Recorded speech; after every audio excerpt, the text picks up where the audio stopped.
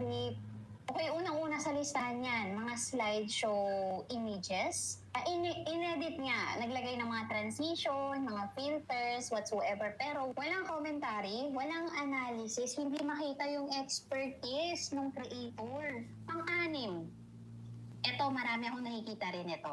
AI voice reading contents. O, ito na yung susunod. AI voice, literal na nagbabasa lang ng article. Magpapagawa ng prompt, script sa ChatGPT, ipapabasa sa AI voice, and that's it. Wala nang maraming term. Copy-paste na nilagyan ng audio or ginawa ng audio. Huwag mo nang ipabasa sa AI ko, pero diba, tuloy-tuloy lang tayo. Hindi pa tayo faceless channel, diba, nagpapakita pa tayo ng mukha. Diba? Sa akin nga, marami na po comment, ang sakit daw sa tenga ng boses ko kapag nagsasalita, ganyan. Pero intindihin mo ang YouTube algorithm at saka yung safety ng channel mo. Diba? Mas okay yun, mas original yung boses, mas okay. Hindi natin kailangan lahat iasa sa AI. Oo nga, napakaangas, astig, no AI voice. Pagdating ng araw, hindi mo naman makuha yung sahod mo. Sayang ang effort. Alright, proceed tayo sa susunod na AI content na mas delikado.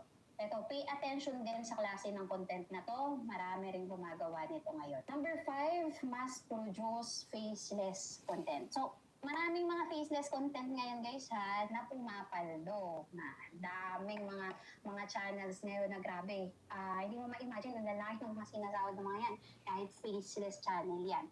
Pero, ito iniiwasan ninyo. Yung maging mass produce. Yung inyong mga ina-upload na AI content. Okay? Especially, I'm talking about here, mga AI channels, mga AI content. Dahil yun yung topic natin ngayon. Ayan, dahil nga kasi, mabilis gawin yung mga content na ngayon by the use of AI, sobrang na-overwhelm yung ibang mga creator. Lalo na yung mga baguhan na hindi pa masyadong knowledgeable, hindi pa masyadong aware sa mga policy, nag-upload ng napakarami sa isang araw dahil nga mabilis gawin. Pa-flag ka talaga na mass produce kung nag-upload ka ng 10 times kada araw, tapos lahat yon pare-parehas ng template, pare-parehas ng style, ng diskarte, ng voice over. Naku, pagdating ng oras na na-reach mo na yung threshold, saka ka pa magkakaroon ng violation, saka pa magkakaroon ng problema yung channel mo, sayang. And pang-apat, ito, kahapon lang may nakita akong ganitong klase ng channel. Apat, fake AI news channel. Actually, yung nakita ko kahapon, hindi naman totally news channel siya. Entertainment channel siya na about mga fake, alam mo yun, AI yung pagkakagawa.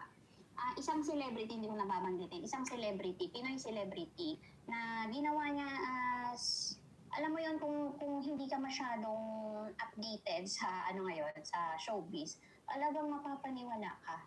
No? Talagang mapapaniwala ka na ginawa niya ng AI yung ganitong celebrity na kinasal na kahit hindi pa.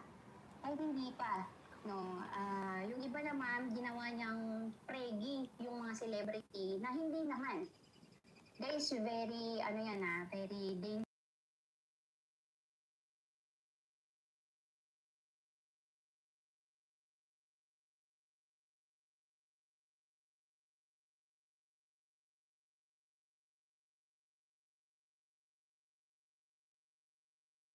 Lahat. Nandun na tayo, ang daming views. Aanhin mo yung maraming views kung mawawala naman yung channel mo.